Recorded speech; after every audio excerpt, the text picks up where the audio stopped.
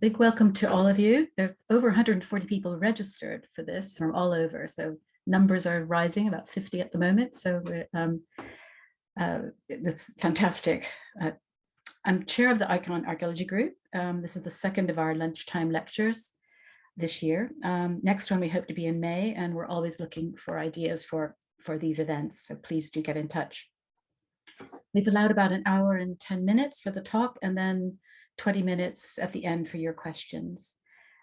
This large audience is for this event is a testament to this amazing find. I've had the pleasure of reading the book, which I highly recommend. It's beautifully written and presented. I'll just hold it up for you. And it's only £10. It's absolutely, you must get it from National Museum of Scotland. I will do quick introductions so the speakers can get started. Martin and Mary actually is sharing the screen, as you can see there. Martin Goldberg is a principal curator of medieval archaeology and history at National Museum Scotland. His interests include early Christianity, Celtic art, and early medieval material culture, especially sculpture, silver, hoards, and hoarding practices. He co-curated the 2013 Vikings exhibition with the Swedish History Museum and Celts, Art and Identity with the British Museum. Now he is principal investigator on the AHRC funded project Unwrapping the Galloway Hoard with the University of Glasgow, and co-author with Mary of the book, which accompanies the exhibition. Mary Davis studied conservation at Durham University and later undertook an archaeological science-based PhD at Cardiff University.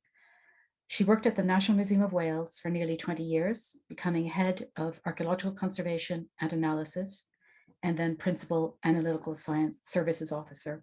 She is currently working at the National Museum of Scotland on the hoard. Mary has contributed to a variety of conservation and archaeological publications, predominantly on artifacts dating from the Bronze Age to the early medieval period. So over to Mary and Martin. Good afternoon, everybody. Thank you for joining us on your lunchtime. I'm going to be giving you the background to the hoard, the various contexts that help us understand it, whether that's the context of discovery or some of the context of the historical situation around the time when the hoard was buried or when it was accumulated.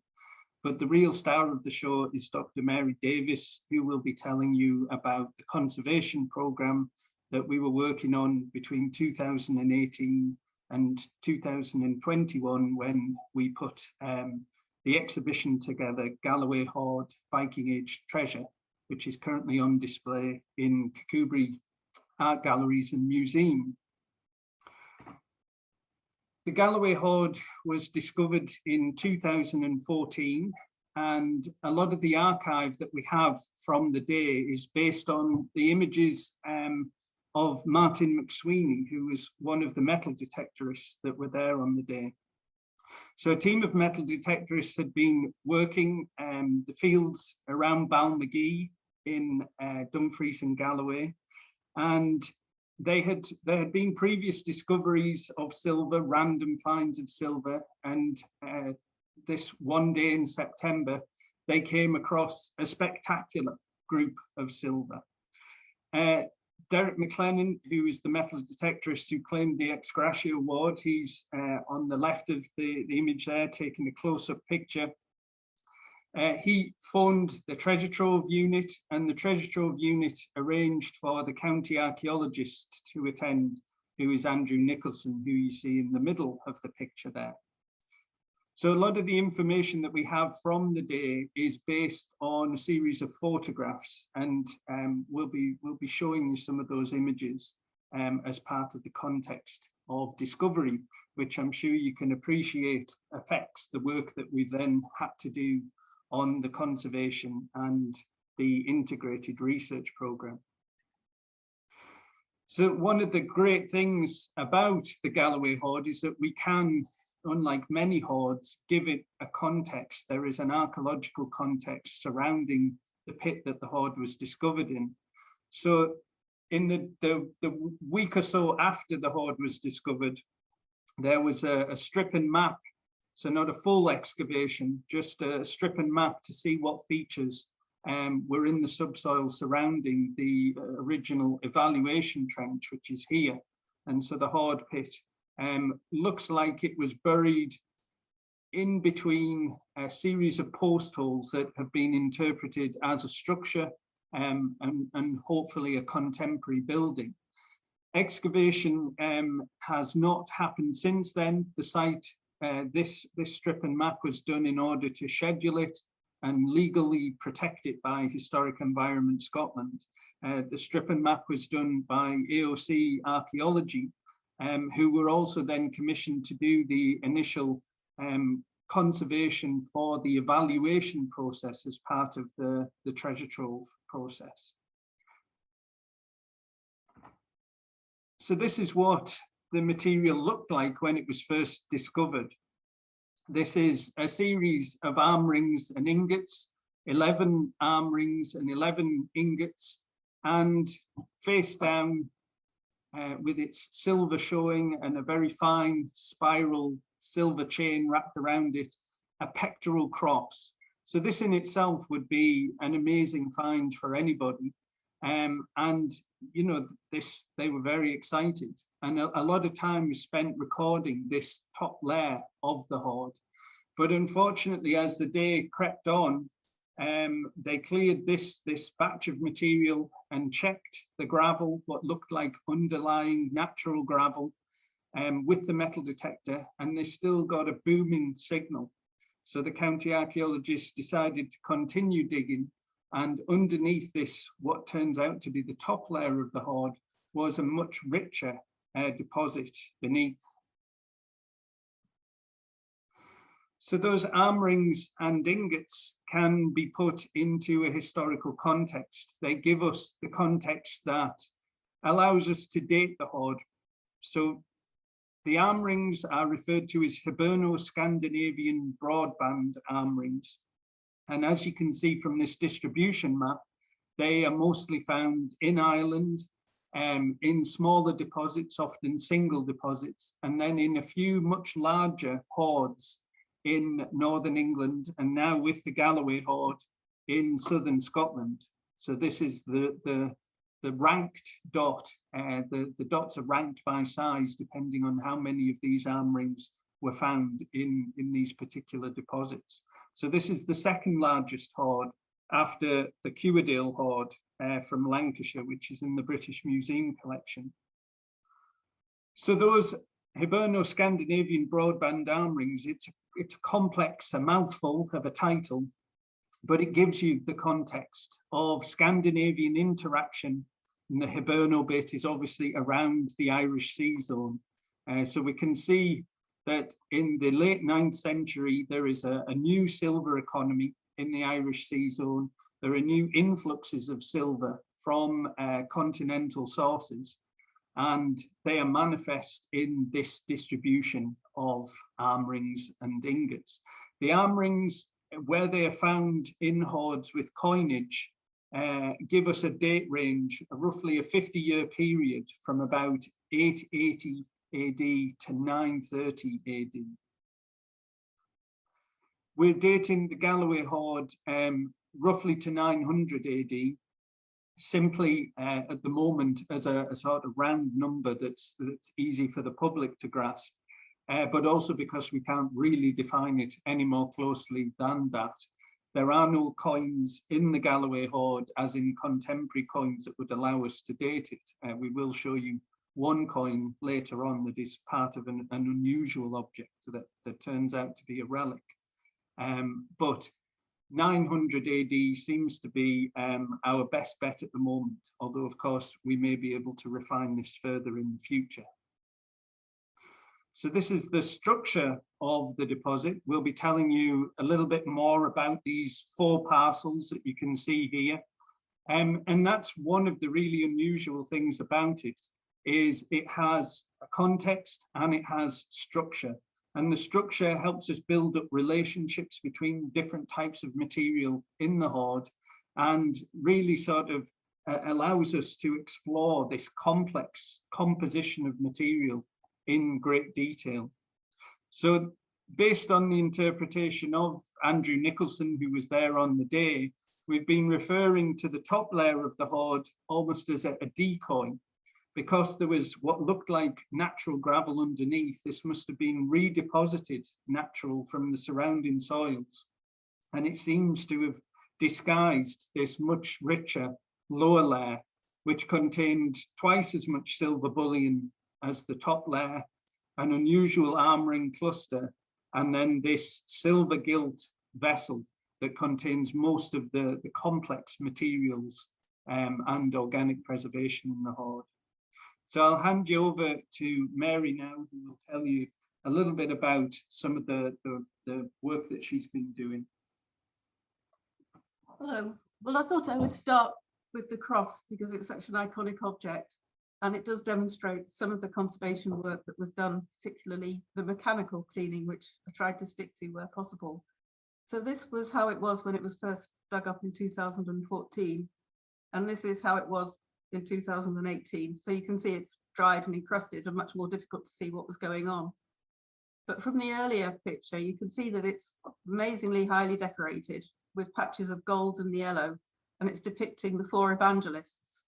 So on the left is St. Luke as a winged ox, at the top is St. John as an eagle, on the right is St. Mark as a lion, and at the bottom is St. Matthew.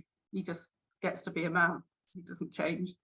And it's all wrapped up in this amazingly fine chain, and I'll talk about how it's conserved, which, as I said, was in the most part here just mechanically. It used tools such as scalpels and sharpened quills and swabs and brushes, and also a couple of abrasive agents to help clean off some of the corrosion underneath, such as precipitated calcium carbonate and alumina, where it was really more stubborn. So this is what the corrosion looked like closer up. You can see there's a mixture of sort of copper, dirt, chloride, sulfides, copper corrosion product. And on this partially cleaned piece, you can see where the silver was still retaining a lot of this dark corrosion, and that's where the aluminum was used. So I'm just going to show a quick time-lapse video. This is about 7 hours work in 30 seconds, and you can see all the different sort of hand tools being used as it slowly becomes clean, taking off the corrosion and the dirt and cleaning up patches of yellow and sticking bits in where they were loose. And try to go, so I'll just let this run for a minute.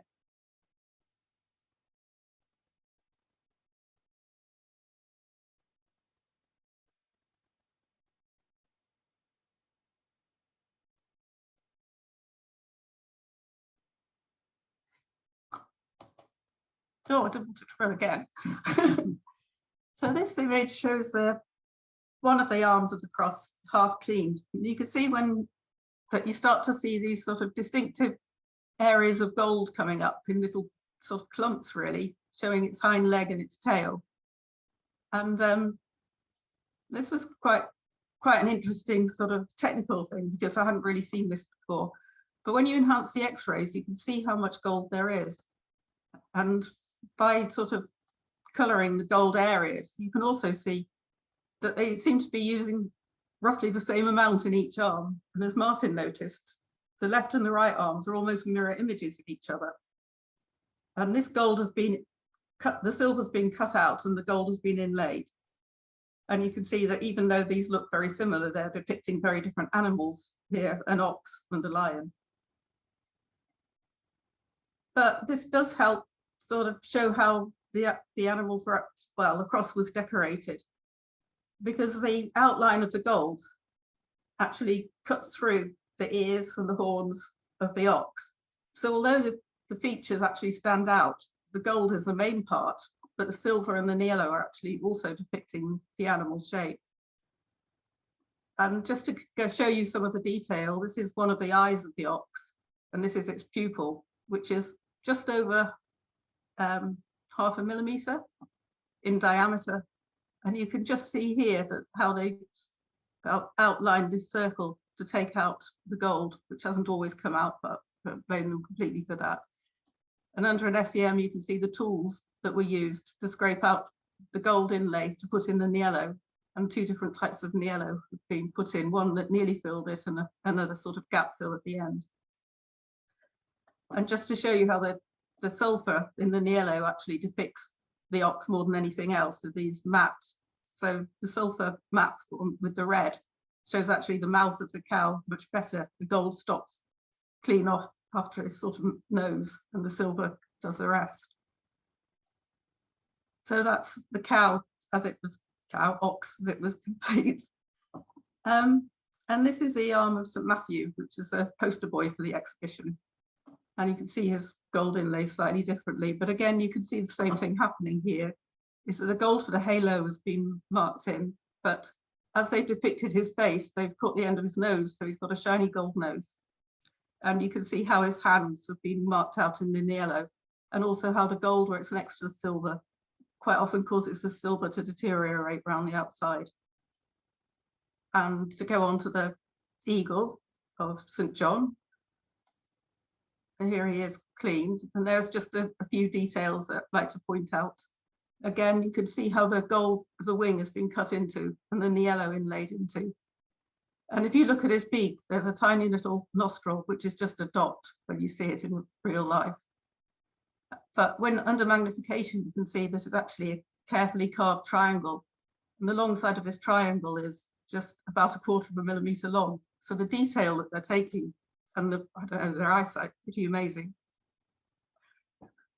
The last arm of the cross was by far the most degraded, and it was by far the most time consuming.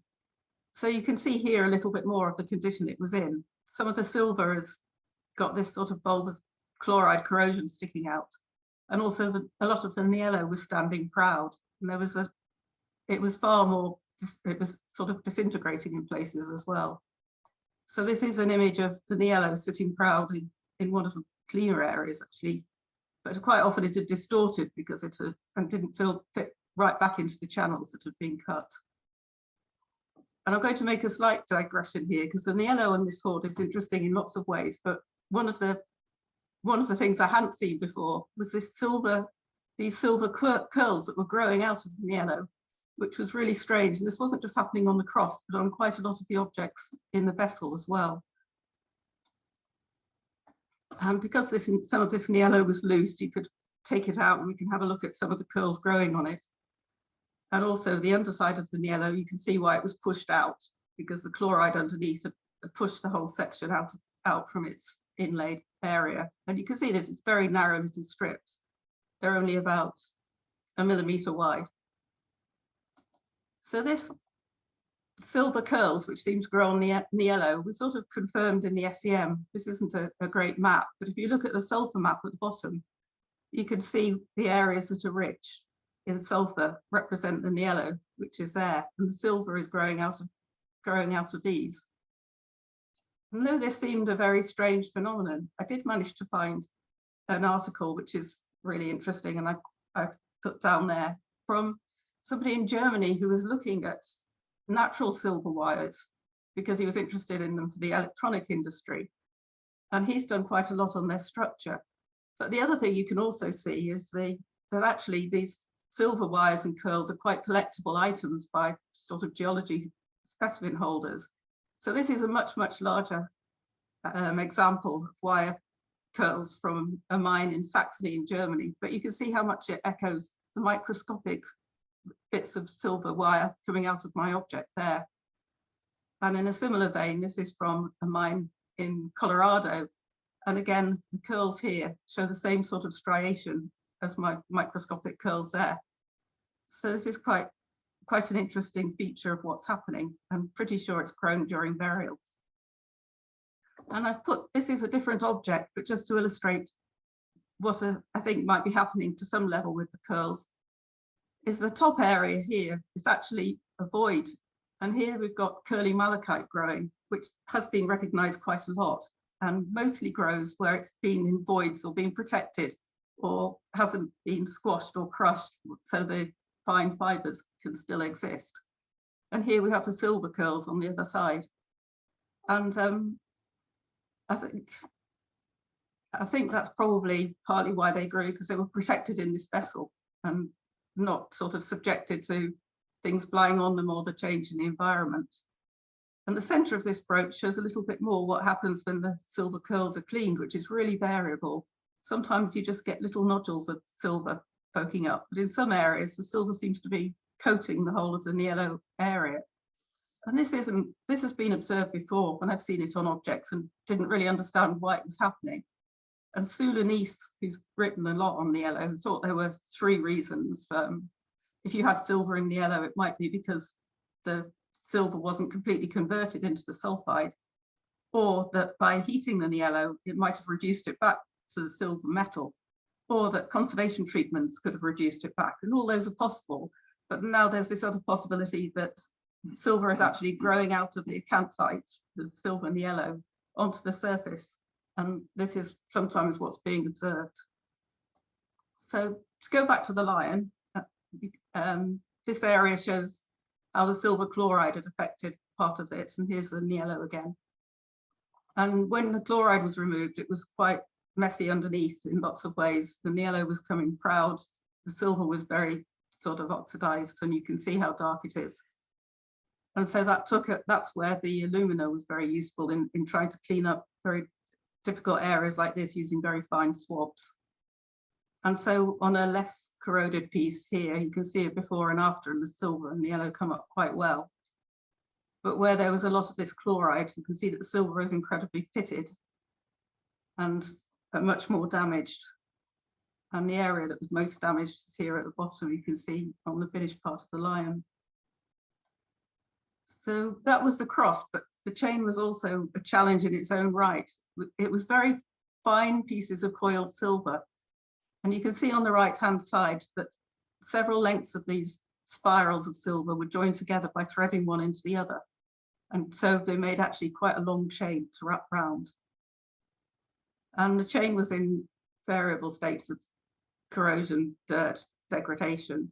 Some of it was slightly pulled apart, some of it had silver corrosion, and some of it was just very dirty. And again, it was hand tools, but a scalpel was far too, well, it wasn't fine enough to get between the coils and it would have scratched. So for this, we actually used a sharpened porcupine quill, which cut into a wedge that could fit between the coils to more of a degree, and then a brush to brush out the dirt.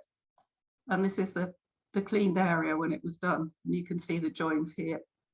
But you can also see how damaged the silver is. And the chain was broken in several pieces before we got it, because you can see from sort of corrosion and burial, the silver is quite stressed, especially on the curls, which shows up even more on an SEM micrograph, where you can see this happening. Now the coils themselves, it formed quite a long chain, but if you put the heavy petrol cross on the end, it would have sprung out of shape completely, because it has done a little bit here, because there's no way it could have contained the weight. So it was threaded through with thread that went between them, which we could see where the coils were broken, but also where they had sprung apart a bit. And by some sort of comparative and microphotography, we think this is a gut thread, which would have been very strong and could have been quite fine. And you can see the original twists, probably from when the gut was made. So this is a final shot showing some of the chain after conservation. And I've just put this on because if you see the scale is 2 millimeters at the bottom. When you put that across there, the size shows that that's nearly 5 of the rings fitting into 2 millimeters. So it's an amazingly beautifully made piece of work. Let me see it. I won't ask you about that later, that thing. So the cross that we've just been through in great detail is an unusual feature to find in what we would normally think of as a Viking hoard. The style of decoration is referred to as Trewiddle style, so it's a late Anglo-Saxon style of metalwork. This is a superb example of that style, and it's the types of vegetal motifs, but also the details, the materials that Mary was outlining there that helped to define this style. But it's worth emphasizing that this is not the type of thing that you would normally find in a Viking-age hoard. primarily because they are normally silver bullion. So the other material in that top layer is completely what we would expect to find. But this is something different. And even the condition of the cross as it is now, with that central feature missing there, suggests that this, is perhaps bullion-like the other material it was with.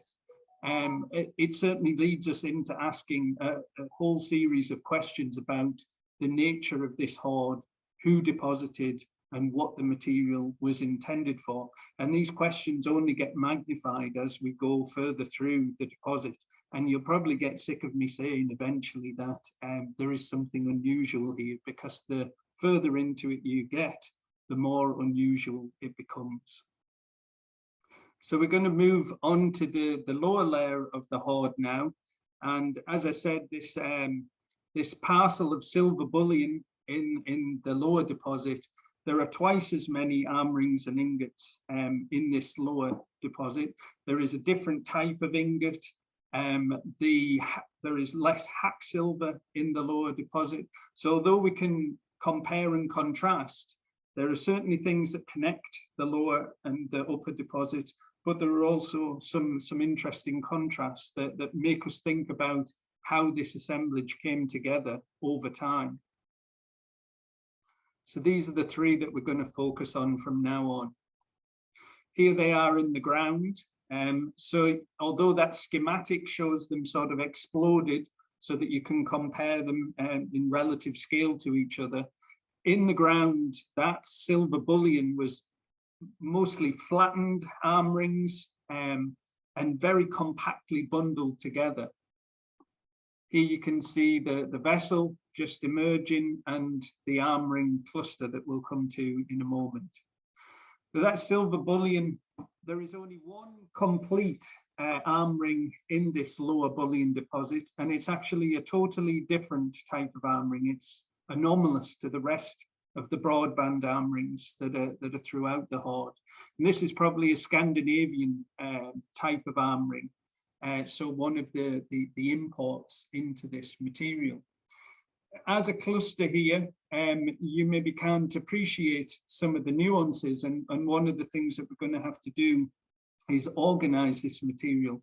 But one of the early indications when we laid the material out for our fundraising exhibition in 2017 was that there were groupings in the lower deposit, and it was based on folding patterns. So many of the arm rings are flat, most are decorated, but even if they're flat, sometimes they have special folding features, and there are 4 groups in this deposit. There are ones that have one end tightly pinched, ones that have 2 ends tightly pinched, and one that has a sort of broad 3/4 curve. The interesting thing about those 4 groups is that there is one in each group that has a runic inscription on it. But again, this is something unusual. It perhaps points to 4 potential owners of the silver bullion. But the unusual thing is that these are not the Scandinavian runes that we might expect in your stereotype of a Viking-age hoard. The curiosity here is that these are Anglo-Saxon runes. Now, Galloway would have been part of the Kingdom of Northumbria at this point, so it suits the historical context, but it is definitely an unusual feature. So in this lower bullion deposit, there are sometimes only abbreviations of name elements. So this is Bear, this is Till, and this is Ed.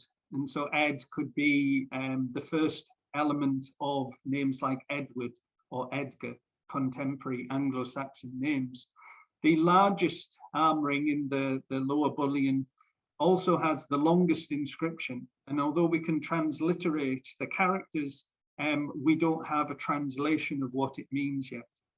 But there is a connection to material that was found outside the hoard. So when we were doing that strip and map excavation shortly after the hoard was discovered, other silver was discovered in the plough soil around the hoard pit. And we're not sure whether this material relates to activity on the site or whether it is plough dispersed material from the top layer of the hoard. But this is a tiny fragment of hack silver, and it has a full Anglo-Saxon name on it, a full Old English name, Egbrecht, which would in modern terms translate as Egbert. And you can see that they've formed the letters E, there is a double G, B, R, E again, and then they've run out of space. And so at the very top, there is a tiny little T superscript squeezed into the corner. And what this tells us is that this was a piece of hack silver when that name was inscribed onto it. And in a way that we've probably all done, they ran out of space and had to squeeze the last letter on. But there is also a line at the top of the inscription that helps to orientate it. And this links it in a sort of epigraphic practice to the inscriptions in the lower bullion deposit. So here, till has a line across the top to help orientate the inscription. So those four groups are really interesting, and it's very rare that you get a sort of insight into the people behind this. So it may not be the people who finally buried it, but certainly the people who owned that silver bullion. It looks like there were four of them at some point. And this is relevant because this larger group of ribbon arm rings that are much more elaborately decorated, and they are complete and as they would have been worn. There are also four of these. So this is when they came out of the ground. Now I know that some of you will be counting and saying that there are more than four, but one of them is a massive double arm ring. And so if we have four of these ribbon arm rings together, held by or clasped at the back by one of the smaller broadband arm rings, it seems that if there were four, there was one that is by its display twice as important, or certainly involves twice as much material. And that again evokes the largest arm ring of the inscribed ones, which is twice as big as any of the others and has the longest inscription. So perhaps a group, but perhaps one person who is trying to display that they are more important. So I'll let Mary tell you a bit more here about the conservation behind the silver bullion. Oh, mine, sorry. In the middle of that arm ring cluster is, again, something unusual. Organic preservation. There is a small wooden box, or certainly there are fragments of surviving wood that we think will be reconstructed into a box, but also three gold objects. This highly evocative gold bird pin that has become a sort of icon of the hoard, a gold ingot and a gold ring. And there you can see them in all their glory. And this is the large double arm ring with zoomorphic terminals and the tongues coming out of the mouths, binding that largest arm ring together. Okay, so a bit more about the conservation. Although I said I tried to clean a lot of it mechanically, there was obviously areas where that wasn't suitable. And as you can see, some of these ingots from the first layer were covered in copper green corrosion products. And the thing about these were they were much harder than the underlying silver. And quite often the silver was quite dimpled on one side where it had come out of the mold. So this was impossible to clean mechanically without it taking, I don't know, centuries and probably damaging the silver. So we did revert to quite an old-fashioned type of chemical treatment, which works really well on solid silver objects for removing copper corrosion, and that was using sodium alkaline Rochelle salts.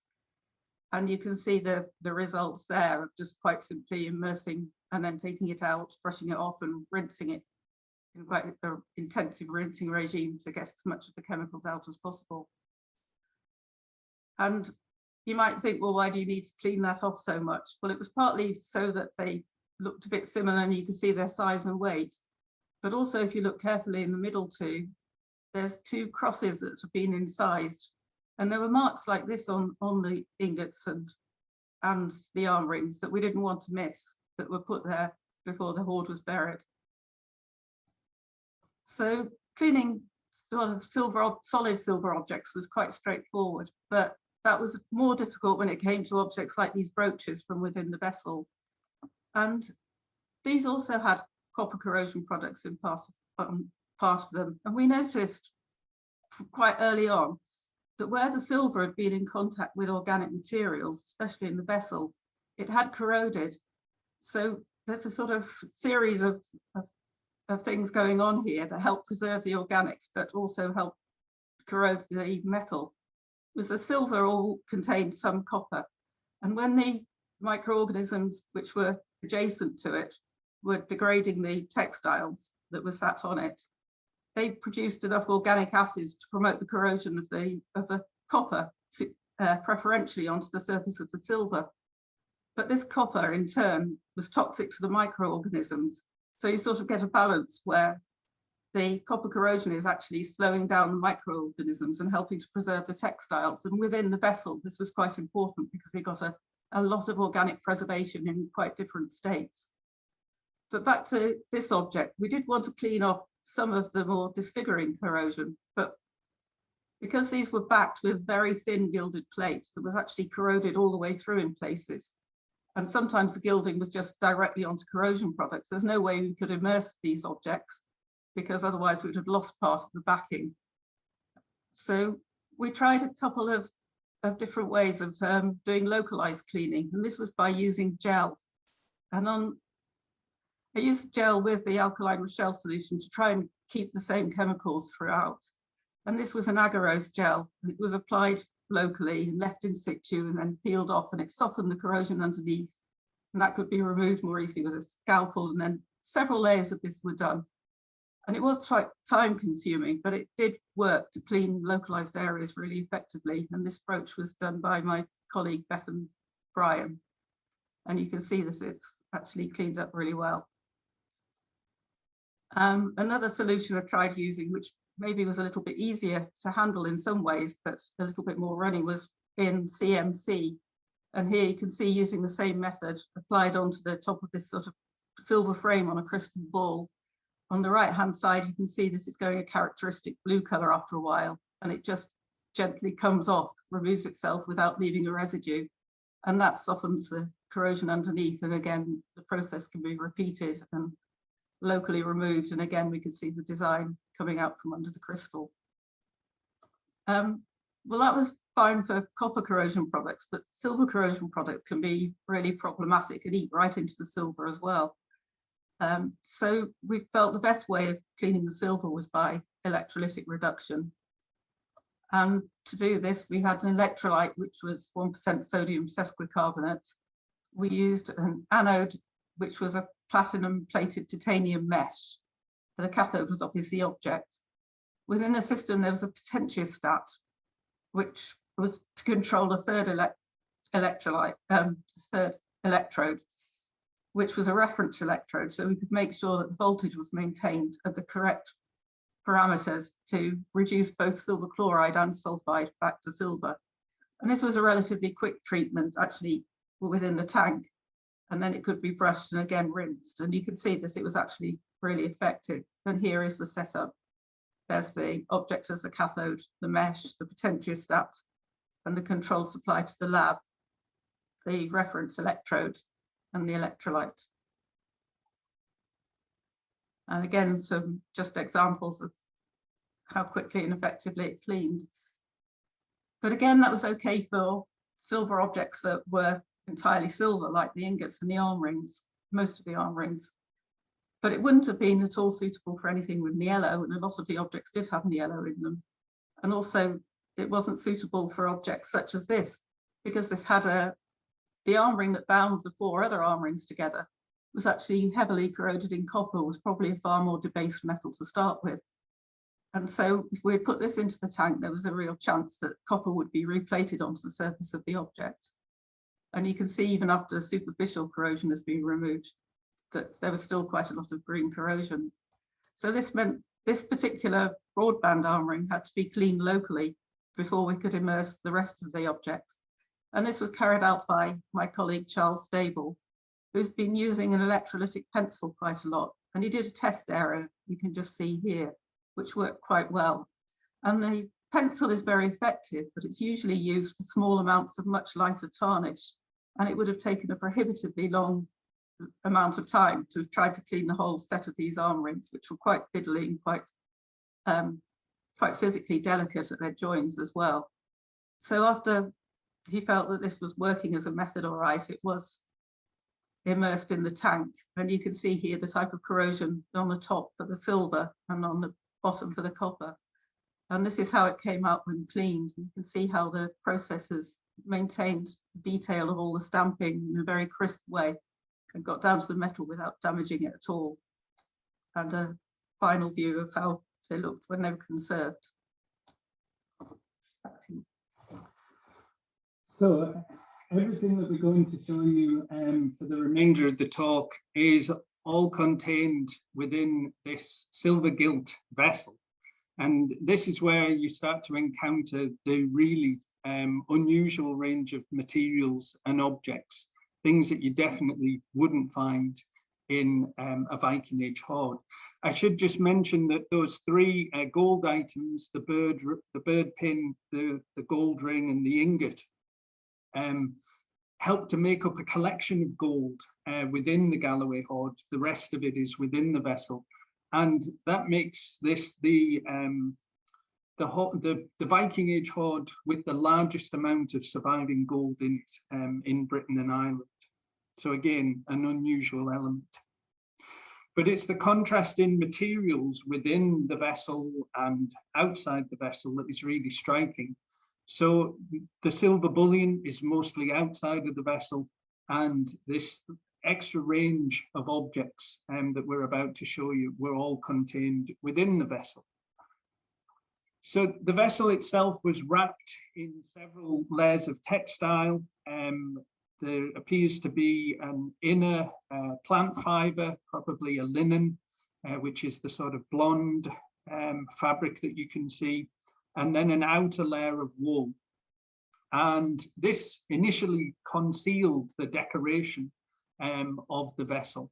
But at first we thought, well, that's okay, because there are two other Viking-age hoards that used very similar size and form of vessel to contain the silver bullion. And so the example that's shown here is the Vale of York hoard that's in the British Museum and York Museum's collection.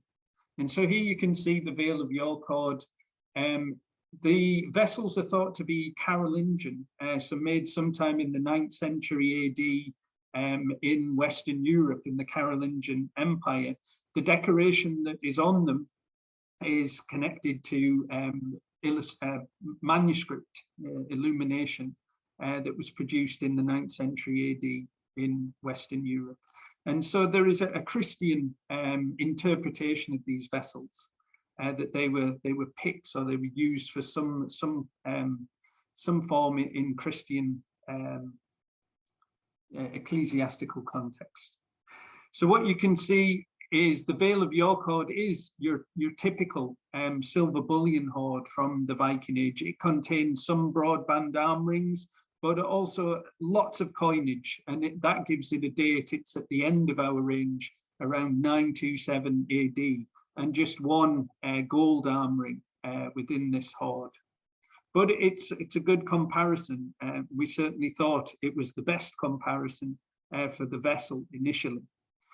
But the contents of the Galloway Hoard vessel are vastly different. So here you can see the range of objects, again in schematic, in relative size to each other.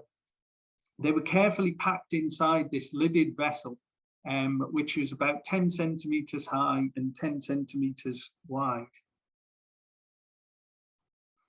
So the other thing is that the Galloway Hoard vessel has a lid, and the lid helped to create the environment for preservation within the vessel. So there are certain areas of comparison, but also definitely some areas to contrast with this vessel. And by the end of the lecture, hopefully I'll be able to show you the ultimate contrast. So this is a view from the day of the discovery of the lid removed, and at the top of the vessel was a whole range of beads and pendants. And everywhere you look here, you can see the very ephemeral survival of textile. But the rotating model on the right there is this composite bead and pendant, and that had the best evidence for the preservation of textile. But it looks like there is a degree of wrapping, whether it's individual wrapping or group wrapping, around all of this unusual cluster of objects. They were all resting on a silver bossed penannula, and this silver bossed penannula is the only piece of Viking-age silver, recognizable Viking-age silver, that is within the vessel. It's very similar to a penannula hoop that was found in the Goldsborough Hoard, which again is a British Museum hoard, much more typical Viking-age hoard, and the coinage in that dates it to roughly 925 AD. So again, very similar to the Vale of York hoard. But again, wherever the glass beads were, there were hints of textile wrappings, and Mary will tell you a little bit more about the work that she's been doing to flesh that out. Yeah, unfortunately, that top layer was taken out on site by the metal detectorists, and it was put back in a different order. So we had to do quite a lot of sort of going back through photographs to see how they were arranged, and this is how we think they were. And one of the clues to this was actually on this Viking penannula brooch, where you can see little areas of green corrosion.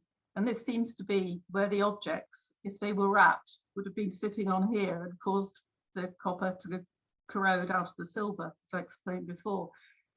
And I'm going to talk a little bit more about some of the more ephemeral organic remains and some work I did with Susanna Harris a couple of years ago.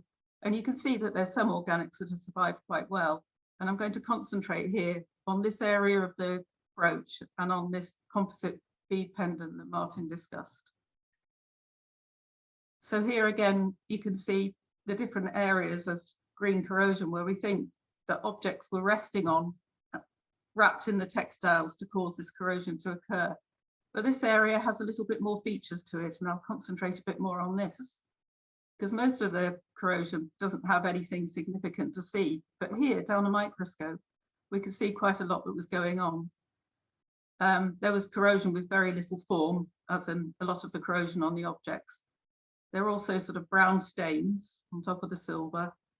There were mineralized threads, which were quite obvious. But there's also these directional fibers seem to be in clumps. And we wondered whether this originally was embroidery, because it seemed to be forming a sort of group of petal shapes.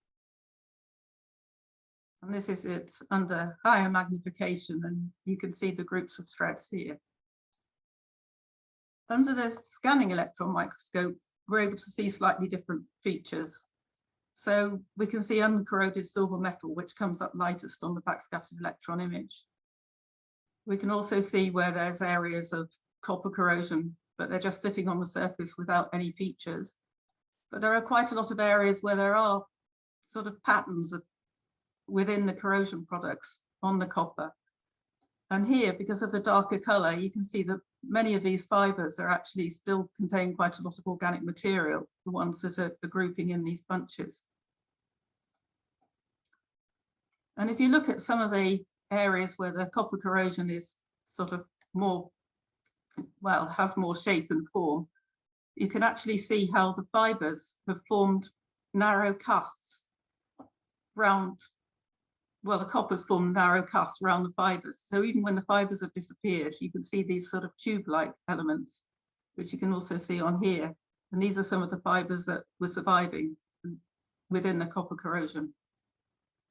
And some of them were pretty good conditions, such as this. You can see a sort of node, which indicates this is a bast fiber. So we're beginning to get more information out of these little details. And this is a cross-section of a thread, which is quite useful because you can actually see how the whole thread has been encrusted in copper corrosion products. But the different fibers from the thread are actually coming out, and quite a lot of those have quite a lot of organic preservation. And although not a great image, this highly magnified image can show, you know, how they're set within the copper corrosion. So I'm now going to move on to talk about the brooch in tandem with this pendant. And this is where, as Martin said, the fabric survives best.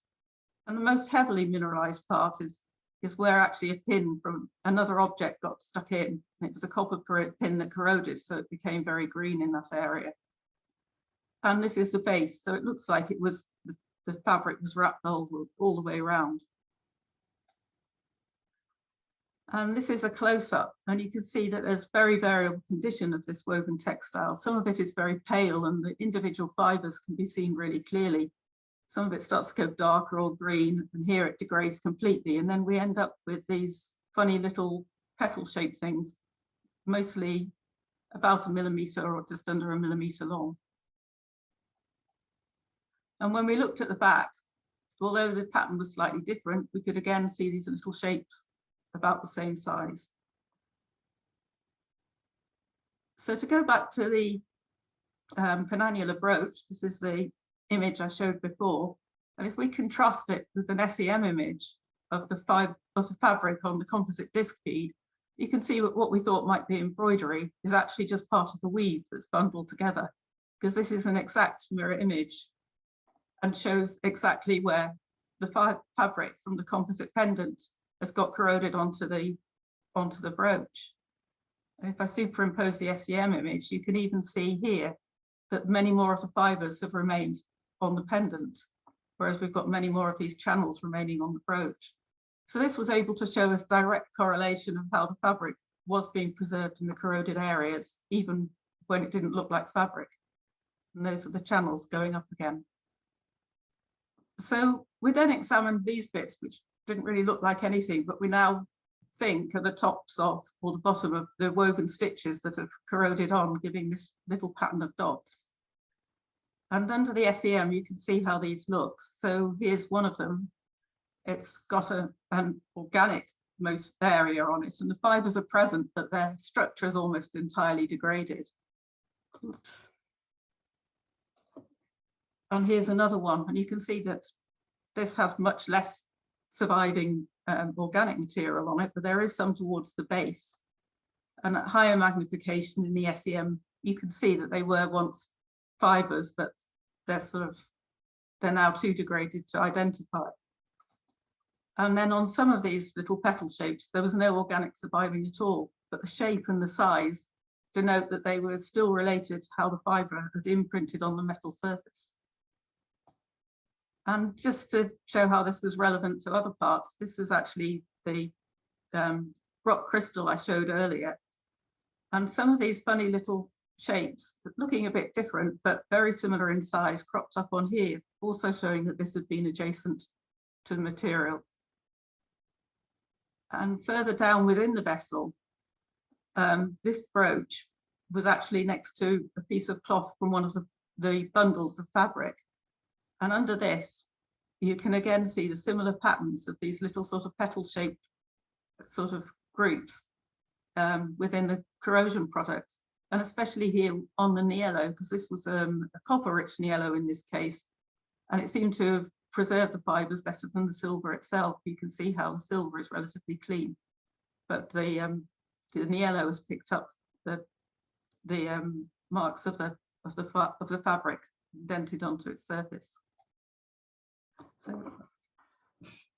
So we've got about 5 minutes to go. I'm going to try and wrap this up quickly, although there is still a lot of material to go through. One of the things that I should mention about that group of beads and pendants at the top of the vessel is that they all look old, they look worn, often they have bits missing, but they've been carefully wrapped and preserved at the top of the vessel, and particularly that composite bead pendant, that's the one that has the only coin. There is a perforated coin in the top of it, but the coin dates, it was minted for a king who died in 820 AD, so several generations before we think the hoard was buried. And that in itself helps to sort of really graphically illustrate that group of beads and pendants look like relics. They look like heirlooms, things that have been preserved for some time. And there may be a totally different sort of rationale for the collection within the vessel in terms of its age profile and what value was put upon this material compared to the contemporary economic value of the silver bullion that was buried with the vessel. So underneath the silver penannular hoop, the rest of the material in the vessel was very carefully excavated in the laboratory by AOC Archaeology as part of the valuation process for the treasure trove. And so Gretel Evans and Natalie Mitchell did a great job of recording as they were extracting this material, and a lot of the images that we're using here are from that laboratory excavation.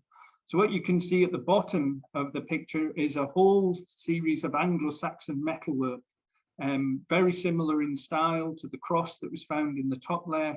Mary's just shown you one of those disc brooches, the innermost disc brooch here, that took a piece of these complex bundles away with it when it was excavated.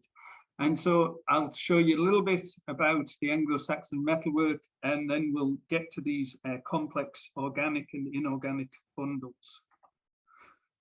So that is the Anglo-Saxon metalwork post-conservation. Now, disc brooches are familiar to us from kingdoms to the south and east in the 9th century AD.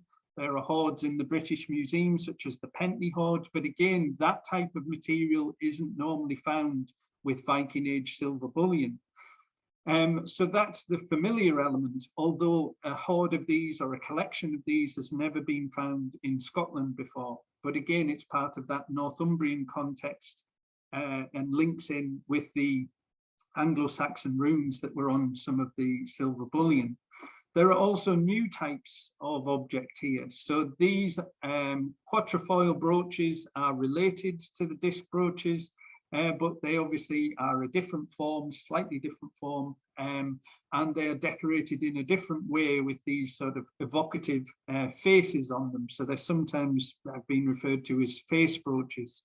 And I think this decoration links them to the 5 senses. There is a disc brooch in the British Museum called the Fuller brooch that has a depiction of all 5 of the senses on it. I think we have individualized senses here, so all the emphasis is on the eyes on this one, so the sense of sight, and all of the emphasis here is on the ears, which they look a bit like Plug from the Beano, but I think the ears are ringing because the other heads are glowing blast horns, and so this is a sense of hearing.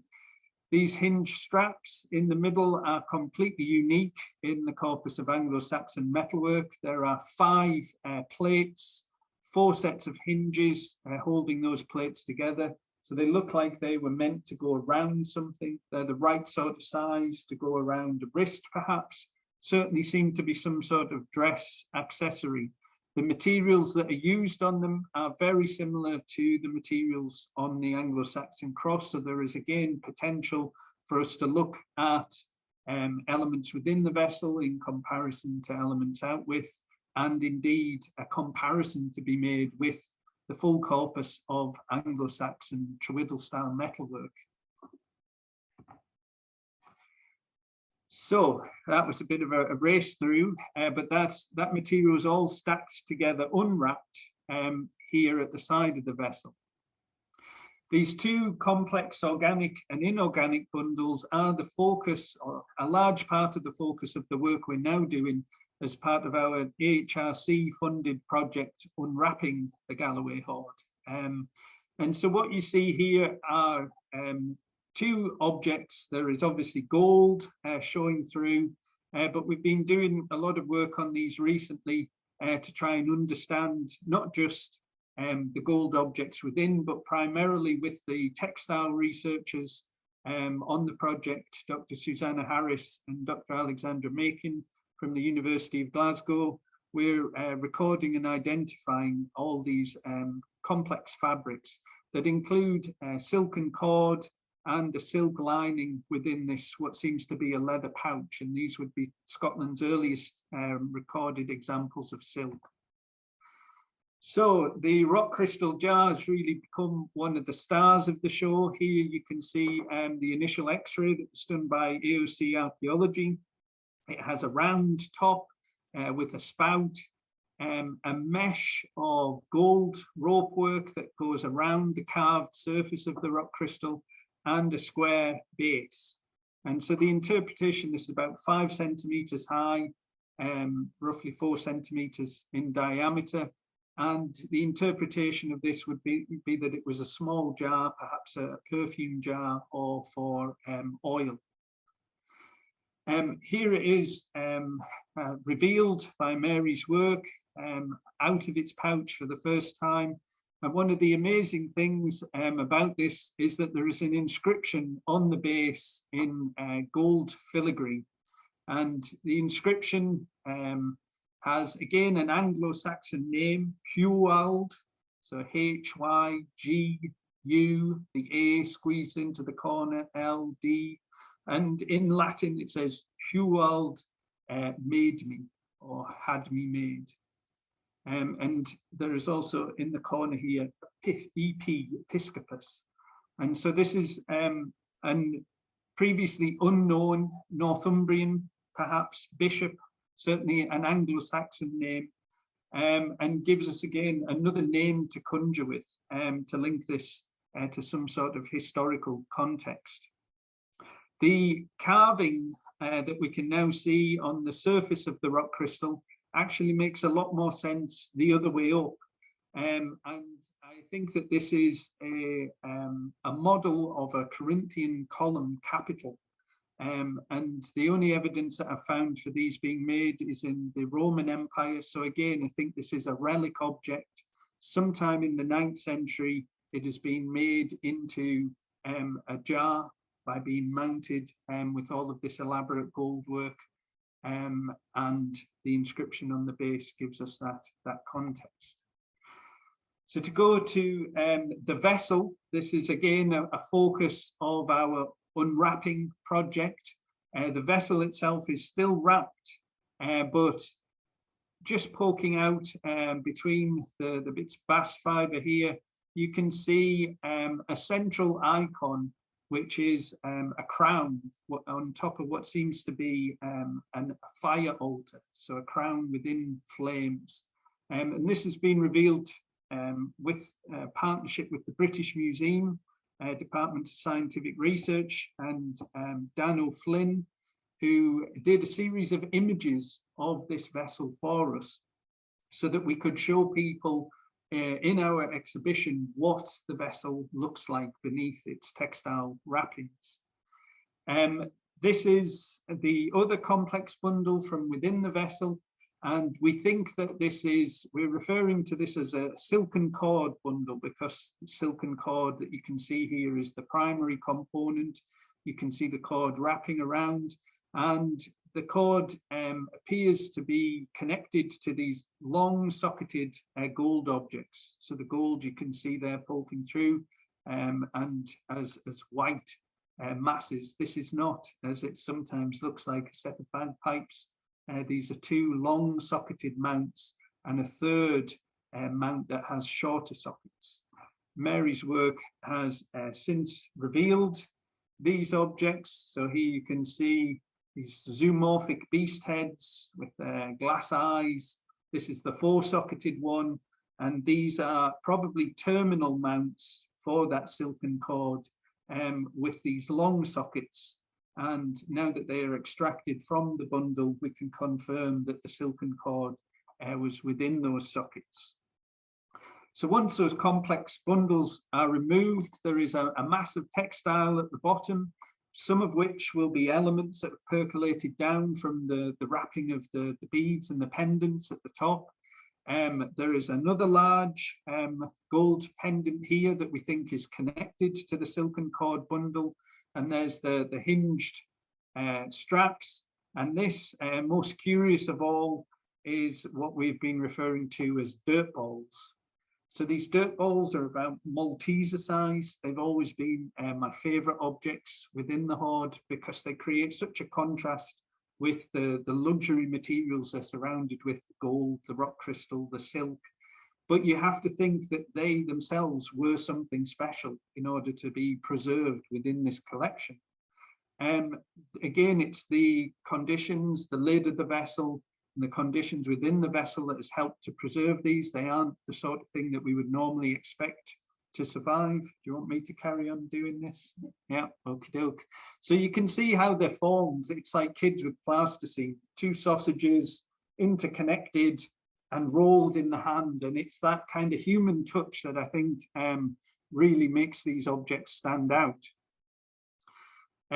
Mary's work very quickly revealed that this isn't any old dirt. There was certainly gold flecks on the surface and pieces of shattered bone that she identified, and a variety of other organic materials. So this is dirt that we're hoping to characterize better in the future, and the composition of them is really quite unusual. But one of the things that we needed to eliminate was the possibility that this gold on the surface wasn't secondary transfer from other gold or gilded objects within the vessel. I'm going to skip past that. Is that okay? That's just to show analysis of bone that was done by Caroline Cartwright, again, one of our partners in the British Museum Department of Scientific Research. This is Dan O'Flynn doing 3D X-ray modelling of both the dirt balls, you can see here bottom right, and the vessel. And so Dan's analysis, the models that we could create of the dirt balls, the slices that we could take through it, confirmed that the gold is throughout the dirt matrix. So it's not secondary transfer. It is gold that was in the environment when those dirt balls were formed. So when those sausages were being rolled and they were being interlinked and wound together into their final form. And so that in itself, for me, it means that this is worthy of further investigation. And the working theory that we have is that these are contact relics, that they are dirt that came from particular places in the Christian world, that was rolled in an environment, perhaps within a shrine, and that's where these unusual elements of bone and gold were picked up. But obviously we have a lot more work to do to provide more evidence for that theory. So this is what the scanning of the vessel revealed. So this is the image that we first saw of the vessel. It was not what we were expecting. It does not look like those Carolingian vessels that I referred to earlier, like the Vale of York Hoard. It bears a lot closer resemblance to Sasanian metalwork. So again, we're looking further east. We're looking at the area that is now modern day Iran. In the past was Persia, the center of the Sasanian Empire, that was a competitor with both the Roman Empire and the Byzantine Empire, and was conquered in the 7th century AD by the Islamic Caliphates. They had a strong tradition of silver metalwork that has then become dispersed throughout Central Asia. And if our vessel in the Galloway Hoard is related to that corpus of metalwork, it is the furthest Western example of this type of silver metalworking tradition. But if you look here, this example in the British Museum has medallions, this sort of quadranting of the design, and these loosely scrolling vegetal motifs, and also somebody using a Zoroastrian fire altar. And so this brings me back to that central icon. We think that this is a Zoroastrian fire altar. So Zoroastrianism was the state religion, part of the, always formed part of the iconography of the Sasanian Empire. We see it on Sasanian coinage. The fire altar is always on the back. On the other side is usually a winged crown of the emperor. There is the sort of Zoroastrian traditions are loosely formed beyond the state apparatus of the Sasanian Empire and are referred to more widely as Mazdaism after the central deity. And we can see other examples. There is a whole range of fire altars in various medium. This is an example from Mullakurgan. It's an ossuary that shows a fire altar with vegetal motifs coming out of the base. And so again, we can see those types of elements in this iconography. There are what look like leopards and tigers. And so again, these are common reference points in Sasanian iconography. Fortunately, Barry, this is not all my work.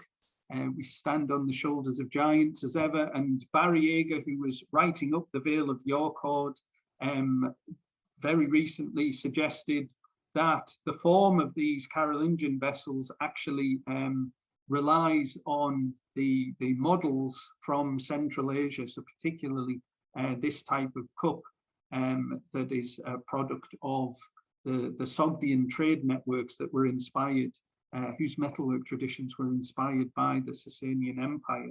So this is a working theory, but it gave us, again, this sort of big picture to paint for the public, an image that we could show in the exhibition while we're still doing the very careful conservation and research integrated work with our colleagues at the University of Glasgow, textile specialists, and really do justice to the amazing textile and organic preservation. So beyond the gold and the silver and the rock crystal, it's the organic preservation in the hoard that again really makes it stand out as something unusual. So the vessel is still wrapped. We're moving on to that next as part of our next phase of work.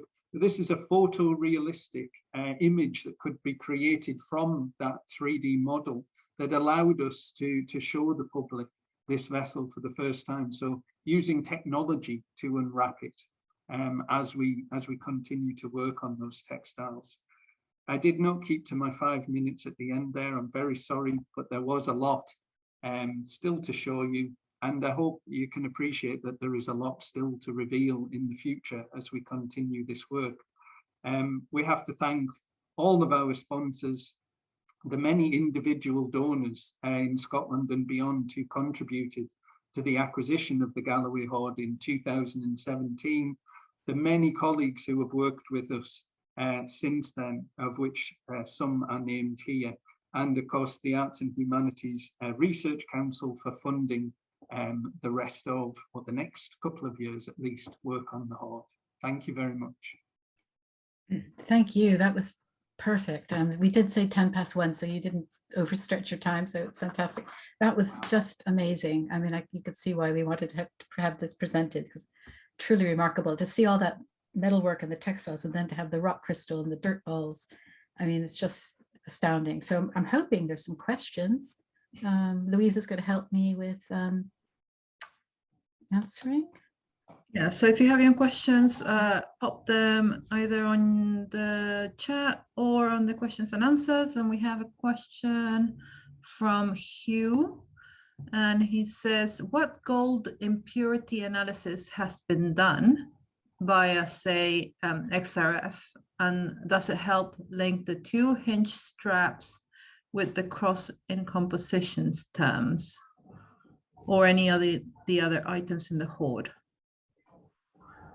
Okay, that is something we haven't been able to do since it's been on exhibition, but we definitely are planning on doing next year. The bits of gold we have so far, they were analysed by XRF, by Historic Environment Scotland, just as quite a quick surface analysis. And they're actually really different in composition, all of them. Some of them are very debased with silver and look much more sort of greenish white, and others are actually much purer. So there's quite a variety of gold, we know that. We don't know how the blobs in the cross relate to the metal foil that's in the straps yet. I mean, it's a different technique of inlaying that they've done, so it might not be related, but it's related, you know, in terms of how it looks for the style of object. Yeah. There's in the chat, we're getting wonderful compliments from everybody. Any more questions? I have a couple, if I can fill in while you're thinking. With the dirt balls, how do you know, because I mean, they were preserved because of special conditions. Have they existed? Have they been survived anywhere else? So the only place that I have found reference to something similar is in the Vatican collection, where there was a series of earthen relics that were collected between 650 AD and 900 AD. And the reason we can date them is because the paleography, they were wrapped as relics often are, and there was notations of where these had come from. And so it seems that from 650 AD, after the Islamic conquest, Christians in Rome and even to the level of the papacy were interested in earthen relics that had come from places in the Holy Land, presumably because access to the Holy Land wasn't as readily available anymore. So you get this series of earthen relics that were collected and have been preserved in the Vatican over 1,000 years. And they are coming from places that are associated with the life of Christ. So the banks of the River Jordan, Bethlehem, the Temple of the Holy Sepulchre. And so this is, an amazingly tantalizing comparison. Whether we could demonstrate that our dirt balls came from somewhere similar, I'm ever hopeful. Perhaps we don't have the techniques available yet to help us do that, but it's an amazing theory to work with for now. There is a very practical explanation for the gold within the dirt balls, which would be workshop practice, trying to pick up every fragment of gold that would then be used later on. So there's always that to fall back on, but with the nature of the contents of the vessel. So the only other place I've found one of these rock crystal columns is also in the Vatican collection. So there are certainly sort of high level links here with that particular center of Christianity, and who knows, perhaps beyond the Holy Land. So we have a couple more questions. Anna is asking, what is the ratio of copper, tin, silver, and gold in the vessel, if you know it? We don't know yet. Again, this would be part of work that we would be doing in the future. We're just concentrating on the textile wrapping for now. We've done that 3D mapping of the surface, which allows people to see it, but there's still a lot of work to be done with the vessel itself and the textiles that wrap it. But that's the next phase of work that we're working towards. And I guess the related question on that is from Sigrid, and she's complimenting you on the talk, and then she's asking, I think it's a lot of questions, so we probably have everybody's, will you remove the textile from the vessel, and how will you justify the removal of the textile since you have a 3D model? Okay. Partly why the vessel hasn't been conserved yet there's been quite a lot of discussion about this, and we don't actually want to remove the textile. And when it was excavated, actually part of the side of it was scraped off by a trowel. So there is an area on that side where the textile doesn't really exist, and we are looking at partially cleaning that side while trying to consolidate the textile onto the other areas, because it would be nice to investigate the yellow inlay and the gilding more thoroughly, but we don't want to destroy the textile on the object. But looking at the materials might help us pinpoint where the vessel was produced.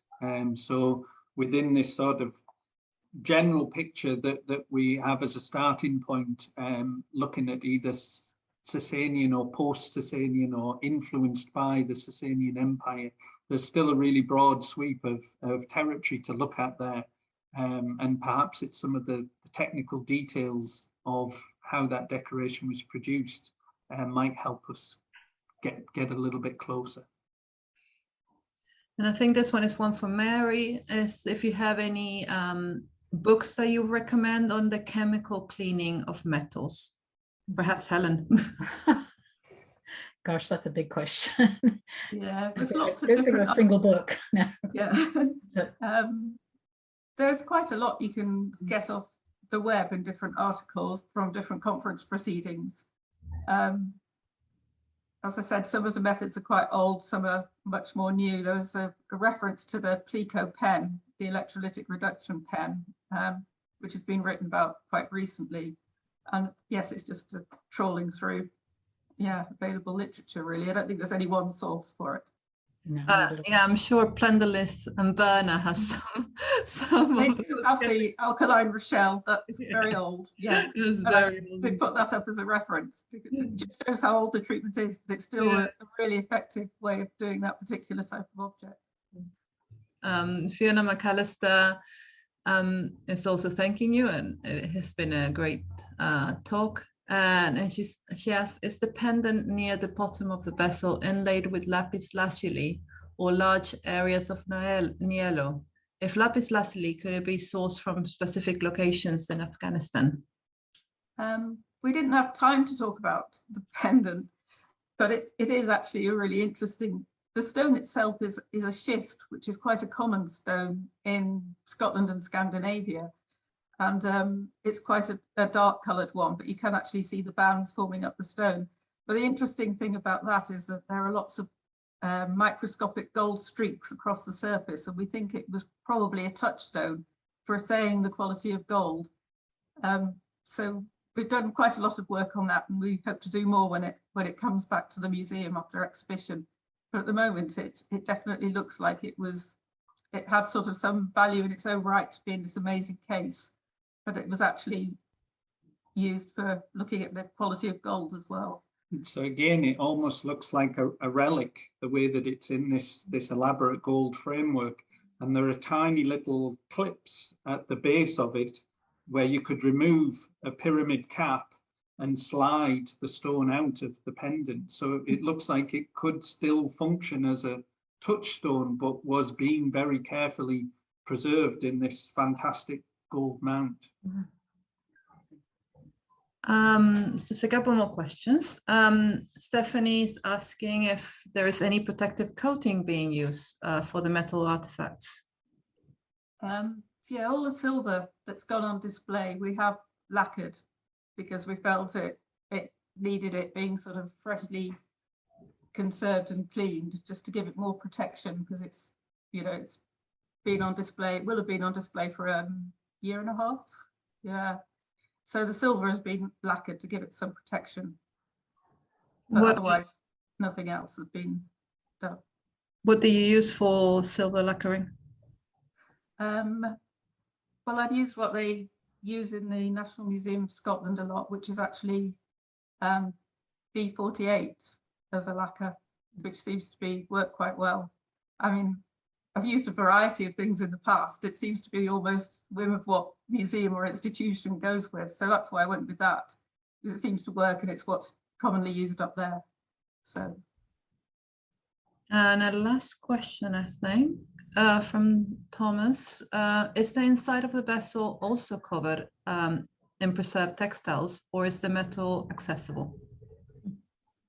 There's a little patch of leather that's stuck onto one side, but mostly it's actually quite clean and it's gilded on the inside as well. Great. Yeah. We have a few more minutes, but you mentioned that you'll be obviously working towards another publication, academic one. When do you expect that the work will? How much more do you have? How many more years do you have? The HRC project was a 3-year project. We were a little delayed in starting because of the pandemic. We started the day after we opened the exhibition, so June the 1st last year. That'll run till May 2024, and there will be another book that that brings together the research that we've done, not just over those 3 years, but also a lot of the background research that we've preliminary presented in the book that accompanies the exhibition. The exhibition is in Kirkcudbright until 12th of July, and then it will switch to Aberdeen Art Gallery at the end of July and until October. So there's plenty of opportunities if you're in Scotland to still see the hoard. And we'll also be doing updates as part of the HRC programme. We have a little digital interactive booth that updates at each leg of the exhibition with 3D models and usually a video of whatever stage of work we've been moving to. So that's on your website that we can. Yeah. Oh, fantastic. All the details are on the website. Well, I'm sure we'll all follow that. Well, thank you so much. I don't think there are any more questions, so I think I'll just thank you again. I mean, this is just a wonderful presentation. We're getting so many comments about that. It's a truly remarkable find, and I hope it will eventually be on tour for those of us who can't get to Scotland this year. I also want to thank Louisa for handling the IT Zoom as ever. Charlotte Wilkinson, who handles our Twitter account and promotes our events. And again, and hope to see you. We have hopefully one in May. We're hoping to host an event on archaeological glass as part of the International Year of Glass. So look up on iConnect for that. But can I just thank you both again? I mean, that was just fantastic. And I'm hoping that the people who weren't attending today will be able to see the recording. Thank you very much. Fantastic. Thanks a lot, everybody. Thank and you. Goodbye. Thank you. Bye. Bye. Okay. Bye, everyone.